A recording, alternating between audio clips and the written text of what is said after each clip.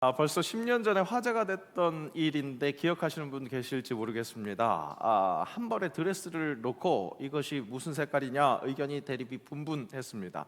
분명히 같은 사진인데 어떤 사람들은 파랑색, 검정색 드레스다 그렇게 이야기하고, 또 다른 한편에서 아니 어디 검정색, 파랑색이 있어, 흰색, 골드색이지, 그렇게 대립하는 그런 양상이 있었습니다. 정말 분명 다른 사진이 아닌데 한쪽에서는 파란색, 검은색, 한쪽에서는 흰색, 이 금색, 그리고 어떤 사람은 하다못해 어떤 사람은 볼 때마다 좀 색깔이 달라지는데, 이렇게 이야기하기도 합니다. 이게 뭐 귀신 붙은 게 아니고요. 실은 과학적으로 조금 이렇게 설명이 할 수 있는 그런 부분이 있다고 합니다.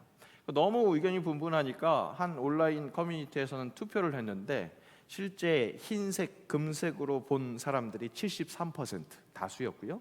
파란색, 검은색으로 본 사람이 27% 소수였다고 합니다. 신기하죠? 여러분들은 어떻게 보이세요? 내가 다수에 속하십니까? 소수에 속하십니까? 이런 현상이 일어나는 이유는 이 사진 안에 있는 빛을 역광으로 인식하느냐, 그러니까 우리 머릿속에서 인식이라는 거예요. 보이는 건 같을지 몰라도 머릿속에서 인식이 다르게 일어난다는 거죠. 그래서 사진 안에 있는 빛을 역광으로 인식하느냐 그렇지 않느냐에 따라서 흰색, 골드색 혹은 파란색, 검은색으로 본다는 사실입니다. 재미있는 것은 실제 이 드레스의 색깔은 두구두구두구 무엇일까요? 파란색, 검은색이라고 합니다. 빛을 역광으로 인식하는 사람들, 그 사람들에게는 하얀색, 골드색으로 보인다는데, 그 원인이 될 만한 것은 미디어에 좀 자주 노출이 되는 사람들은 이 빛을 역광으로 인식하는 것이 좀 익숙하다고 그럽니다. 그러면 우리가 색을 보존하는 그런 인식이 있어서, 그래서 이 흰색, 골드색으로 보인다는 거죠. 이 신기한 경험을 통해서 무엇을 알 수 있을까요? 내가 눈으로 직접 확인했어요. 확실하게 확인했어요. 하지만 우리의 인식이 확실히 확인했다고 해서 그것이 사실과 같지 않다는 것. 실은 내 눈으로 봤어도 내 판단이 사실과 다를 수 있다는 사실입니다. 인간의 안목은 그런 것이 있다는 거죠. 더군다나 아까 확인한 것처럼 다수의 의견이 꼭 옳을 수는 없다는 것도 우리가 함께 확인할 수 있습니다. 인간의 판단은 확실히 불완전하다는 것을 우리가 알 수 있다는 거죠. 우리 세계사 공부할 때 공부해서 아시겠지만 민주주의와 이 개혁교회는 역사에서 같이 발전해 왔습니다. 민주주의의 의사결정 방법은 다수결이죠. 그래서 종교개혁 이후에 이 교회의 정치에서 의사결정을 할 때 이 다수결의 원칙이 존중이 됩니다. 또 민심이 천심이다 이런 말도 있어서 이런 시스템을 좀 더 이렇게 힘을 실어주는 것 같습니다. 하지만 교회가 다수결로 의사를 결정할 때 이 다수의 뜻이 하나님의 뜻이다 이렇게 생각하는 게 아니라 하나님의 뜻이 다수를 통해서 나타날 수 있기를 간절히 기도하는 것, 이것이 필요합니다. 어디까지나 하나님의 뜻을 우리가 잘 알 수 있도록 다수를 통해서 하나님의 뜻이 이렇게 행해질 수 있도록 간절히 기도하는 것이 필요하다는 거죠. 이 불완전한 다수의 사람들이 엉뚱한 판단, 결정을 내릴 수 있기 때문에 그렇습니다. 오늘 말씀에도 절대 다수의 판단으로 엉뚱한 결정이 이루어지려고 하고 있습니다. 아니 실은 이 다수의 의견이 사람이 볼 때는 확실히 합리적이고 이성적이고 그리고 정확한 의견이었습니다. 하지만 그 다수의 사람의 의견이 이스라엘 백성들이 선택해야 하는 길은 아니었다는 겁니다. 하나님께서 약속하신 땅, 이 가나안 젖과 꿀이 흐르는 땅, 이제 입성을 바로 눈앞에 두고 있었습니다. 하나님은 먼저 12지파에서 한 사람씩 대표를 뽑아서 그 땅을 정탐하게 하십니다. 다양한 사람들이 함께 했다면 의견이 다양할 수 있어요. 12명이 함께 갔으면 12가지의 의견이 나타날 수도 있는데, 그런데 12명의 정탐꾼들이 가나안 땅을 정탐하고 나서 함께 의견을 모을 수 있는 것, 동의할 수 있는 팩트가 두 가지 있었습니다. 팩트 1은 그 땅은 확실히 좋더라라는 판단이었습니다. 27절 말씀 함께 읽겠습니다. 모세에게 말하여 이르되 당신이 우리를 보낸 땅에 간즉 과연 그 땅에 젖과 꿀이 흐르는데 이것은 그 땅의 과일이니이다. 진짜 가봤더니 젖과 꿀이 흐르더라는 겁니다. 이 땅 정말 좋습니다. 팩트 1, 그것이었습니다. 그와 함께 발견한 팩트 2, 그 땅을 우리가 정복하는 데 있어서는 부담스러워 보이는 것들이 분명히 있습니다 라는 그것입니다. 28절, 29절 함께 읽겠습니다. 그러나 그 땅 거주민은 강하고 성읍은 견고하고 힘이 클 뿐 아니라 거기서 아낙 자손을 보았으며 아말렉인은 남방 땅에 거주하고 헤딘과 여부스인과 아모리인은 산지에 거주하고 가나안인은 해변과 요단가에 거주하더이다 말합니다. 확실히 가나안 땅은 수비하는 입장에서는 천혜의 요지였습니다. 그러니까 정복해 들어가야 하는 이스라엘 입장에서는 굉장히 높아 보이기만 하는 그림에 똑같이 보일 수 있었습니다. 지도를 보면 서편은 지중해로 막혀 있고 또 적절한 산악지대를 이루고 있습니다. 또 당시 성벽의 가나안 성벽의 높이가 915m에 이르렀고 성폭이 45m였다고 합니다.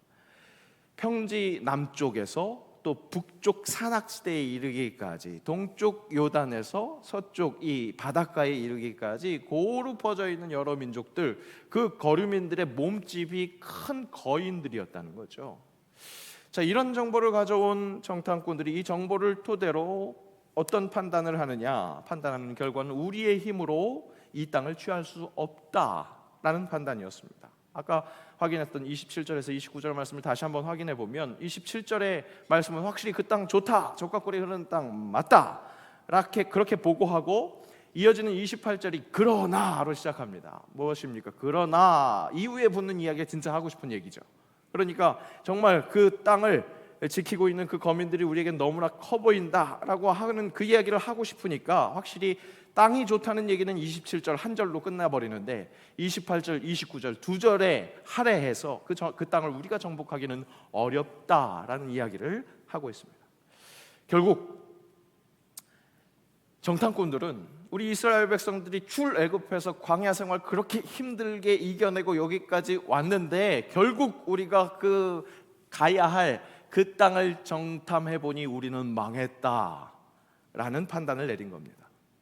이런 지파의 대표들의 판단을 듣고 온 백성이 함께 밤새 통곡합니다. 우리는 정말 망했다라는 판단을 온 백성이 공유한 겁니다. 지도자의 판단이 이렇게나 중요한 것 다시 한번 확인합니다. 우리 대통령 선거를 지금 치르고 있는데 이럴 때일수록 우리가 지도자를 위해서 함께 기도해야겠다라는 걸 다시 한번 절감하게 됩니다. 온 백성이 절망의 나락으로 파고 들어가는 것 순식간이 되었습니다. 그 절망이 어둠의 나락으로 정말 급속하게 빠져들어가는 것, 그 심각성이 아주 격해집니다. 우리도 가끔 하는 신세 한탄 비슷한 것 같으니까 한번 2절의 말씀을 우리 함께 읽어보겠습니다. 함께 읽습니다. 이스라엘 자손이 다 모세와 아론을 원망하며 온 회중이 그들에게 이르되 우리가 애굽 땅에서 죽었거나 이 광야에서 죽었으면 좋았을 것을, 이렇게 이야기하고 있습니다. 여러분 잘 보세요. 애굽 땅에서 광야에서 죽는 것이 뭐가 좋을까요? 전혀 좋은 거 아니에요. 그죠? 지금과 별 다를 게 없어요. 그런데 이 백성들 지금 절망의 나락으로 빠져들어가고 있는 것, 아직 일어나지도 않은 일이에요. 들어가다가 죽은 거 아니에요. 그런데 앞으로 일어날 일, 그것이 너무나 절망스럽게 느껴지니까 어떻게 해요? 과거를 왜곡해서 기억하고 있어요. 그저 과거에 매여 있어서 좋지도 않은 기억인데 그때가 좋았다라고 그렇게 매여 있는 거죠. 우리 말씀 시작할 때 확인했었던 것처럼 인간의 안목은 불완전합니다. 그죠? 그와 동시에 그와 못지않게 우리의 기억도 왜곡에 휩싸여 있다는 거예요. 사람은 그렇게 감정에 휩싸이기 쉽습니다. 공동체가 그렇게 어둠, 절망으로 휩쓸려 가고 있는 순간 소수의 의견이 등장합니다. 바로 눈의 아들 여호수아와 여분의 아들 갈렙이 소수의 의견을 들고 나옵니다. 그들은 12명의 정탐꾼 중에 둘이었습니다. 그들도 나머지 10명의 정탐꾼들과 함께 같은 것을 보고 온 사람들이었습니다. 같은 환경과 조건을 보고 왔습니다. 분명히 만만치 않은 현실, 다르게 본 것이 아니었습니다. 같이 봤습니다. 하지만 그들의 관심은, 그들이 주목하는 것은 하나님께 있었습니다. 좀 더 정확하게 하나님이 약속하셨기 때문에 그 주님 약속하신 말씀에 집중되어 있으니까 분명 현실을 똑똑히 봤지만 그 현실을 좌우할 것은 따로 있다고 그렇게 믿고 있는 겁니다. 확률은 존재합니다. 적과 우리의 전력을 비교해 보면 승률이 낮을 수 있습니다. 하지만 여러분, 확률은 어디까지나 확률입니다. 과학적이라는 근거 어떻게 산출해내는 겁니까? 이때까지의 모든 자료들을 보고 가능성, 퍼센트를 이야기하는 겁니다. 그런데 여러분 잘 생각해 보세요. 확률이에요. 확률 10%입니다. 승률이 10%예요. 무엇을 의미합니까? 10번 중에 9번은 실패한다는 의미입니다. 하지만 한 번은 성공한다는 이야기예요. 그 한 번을 우리의 삶에서 계속해서 섭리하시는 하나님의 뜻이 있다면, 하나님이 기뻐하신다면, 하나님이 허락하신다면 확률이 중요한 것이 아니라는 겁니다. 10번 중에 그 한 번이 내 차례에 돌아올 수 있다는 사실입니다. 여호수아와 갈렙은 바로 그 이야기를 이렇게 표현합니다. 오늘 말씀 8절 9절 함께 읽겠습니다. 여호와께서 우리를 기뻐하시면 우리를 그 땅으로 인도하여 들이시고 그 땅을 우리에게 주시리라. 이는 과연 젖과 꿀이 흐르는 땅이니라. 다만 여호와를 거역하지는 말라. 또 그 땅 백성을 두려워하지 말라. 그들은 우리의 먹이라. 그들의 보호자는 그들에게서 떠났고 여호와는 우리와 함께 하시느니라. 그들을 두려워하지 말라 하나. 거인의 그 커 보이는 그 대적들, 그들을 먹이라고 그렇게 이야기합니다. 이게 뭐예요? 허풍일까요? 사실 그렇지 않은데 지금 허풍 치고 있는 겁니까? 아니죠. 그 대적들이 큰 것 확실합니다.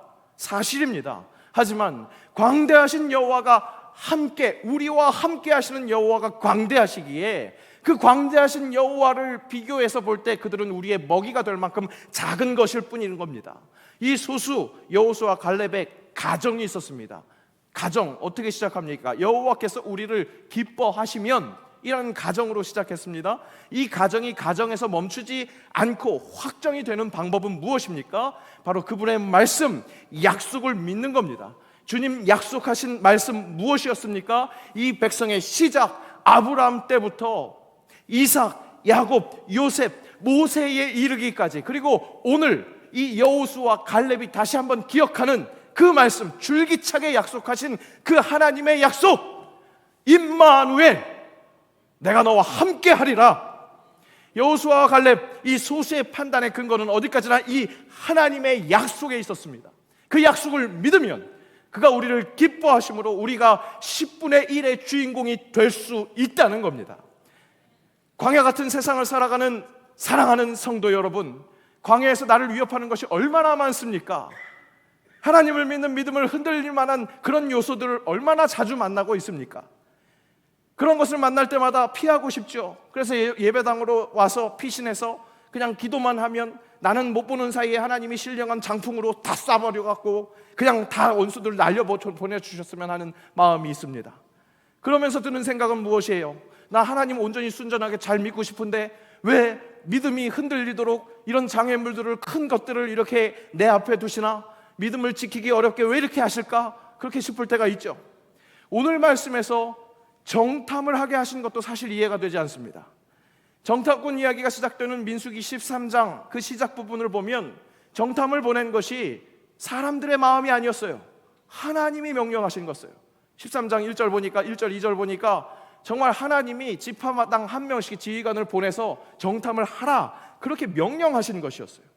아니, 보이는 것에 휘둘리는, 정말 보이는 것에 제대로 휘둘리는 사람이라는 것 뻔히 아시는데 왜 정탐을 하게 해서 너무나 커 보이는 그 사람들, 그 거류민들을 통해서 두렵게 하시나, 부르르 떨게 하시나 이해가 되지 않죠.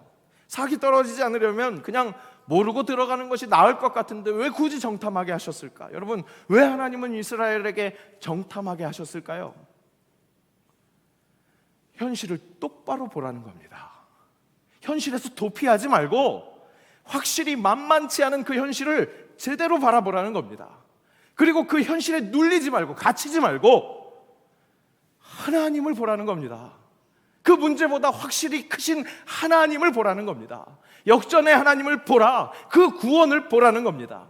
믿을 것 다른 것 하나 없고 오직 문제보다, 현실보다 크신 그 하나님만이 믿음의 주라는 것을 제대로 경험해 보라는 겁니다. 사랑하는 성도 여러분, 그분의 약속을 의지하십시오. 그리고 결국 그렇게 만만치 않아 보이는 현실을 이기게 하시는 하나님의 놀라운 그 구원의 은혜를 체험하며 사시기를 축복합니다. 주님 약속하신 말씀 위에 서서 영원토록 주를 찬양하며 그렇게 나아갈 때 승리할 줄 있을 줄로 믿습니다. 소년 다윗이 거인 골리앗 앞에 섰습니다. 이스라엘 백성들 앞에 왜 골리앗이 가로막고 있었을까요? 그것도 하나님이 선택하시고 하나님이 주신 허락하신 일이었는데 왜 거인 앞에서 쩔쩔매고 있게 하셨을까요? 정말 그 앞에서 쭈구리 되라고 그렇게 그 시험을 허락하셨을까요? 아니요. 칼과 창과 단창으로 나오는 그 적 앞에 만군의 여호와의 이름으로 나아감으로 그 영광을 경험하라는 겁니다. 평범한 땅의 사람들은 승률이 없으니까 나아가지도 않아요. 그런데 억지로 등 떠밀려서 거기 싸워야 한다면 우리는 어떻게 생각합니까? 세상 사람들의 기준대로 칼과 창과 단창으로 나오면 나도 칼과 창과 단창으로 나아가야 할 것 같으니까 다윗 옆에 있는 사람들이 사울 왕의 칼, 창, 단창, 갑옷을 입혀서 내보내려고 그랬어요. 하지만 다윗은 그것을 거절합니다. 그것이 아닌 만군의 여호와의 이름으로 나아가는 거룩함, 그 구별됨을 제대로 누리고 살아내라.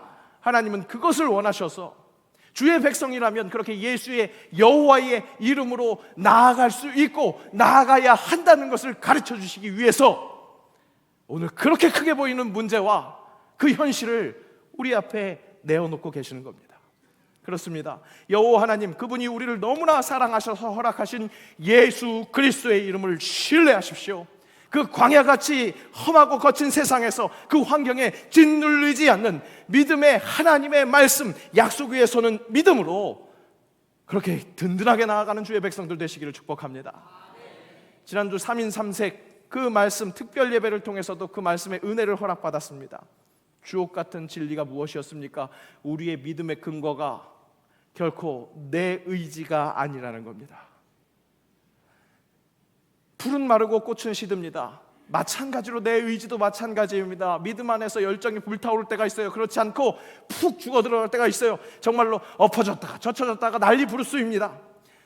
그것을 믿고 의지한다면, 그렇게 생각한다면 오늘 10명의 정탐꾼의 판단이 100번 옳은 겁니다.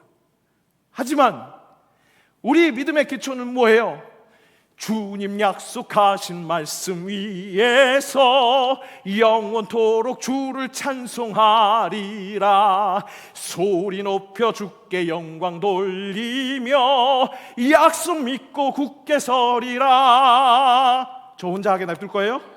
굳게 서리, 영원하신 말씀 위에 굳게 서리, 굳게 서리, 그 말씀 위에 굳게 서리라. 아멘. 이렇게 찬양하며 나아간다면, 주님 약속하신 말씀 위에 서서 굳게 서서 나아간다면 약속하신 땅에 들어갈 수 있습니다. 말씀이 주시는 설레임, 흥분됨 장난이 아닙니다. 왜요? 소망 없는 내가 근거가 아니라 약속, 신실하신 그 하나님의 약속이 내 믿음의 근거이기 때문에 흥분됨인 장난이 아니라는 거예요. 세상 확률로는 지나가는 100사람한테 물어보면 다 백전백패한다는 그 확률 속에서도 하나님이 근거이시기에, 하나님이 나의 힘이시기에 여호와의 이름을 붙들고 그분의 가능성을 가지고 살아가는데 어찌 활력이 없겠습니까? 그 소망을 붙들게 하시는 예수 그리스도의 심장으로 뛰쳐나가는 겁니다. 목사님 젊으셔서 그래요. 그렇게 얘기하시겠어요? 아니요, 저도 후패해 가요. 속도 쓰리고요, 허리도 아프고요, 요즘 무릎도 시큰시큰한 것 같아요. 아침부터 소리 질렀더니 이제 목도 이렇게 쉽게 쉬어요. 젊은 게 까불죠. 네. 그런데 맞아요, 전 젊음이 무기일 수 있겠습니다. 그런데 여러분, 실은요, 제가 가지고 있는 성품과 에너지, 이런 것으로는 이런 소리를 지르지 못해요. 제 평소 삶을 24시간 관찰 카메라로 찍어서 보시면 깜짝 놀라실 거예요. 말도 잘 안 해요. 이런 소리 지르는 거 상상도 못해요. 그런데 왜 소리 지를 수 있습니까? 생명의 말씀을 선포하라, 그렇게 말씀하시기에 그 말씀 위에 굳게 서니까 평소에는 상상할 수도 없는 이런 소리 지르는 거예요. 이러고 주일 보내고 나면요, 월요일 되는 그 저녁엔 사망해요. 그렇게 사망하고 다시 부활하는 거예요. 다시 일어나는 거예요. 그러니까 행복한 거예요.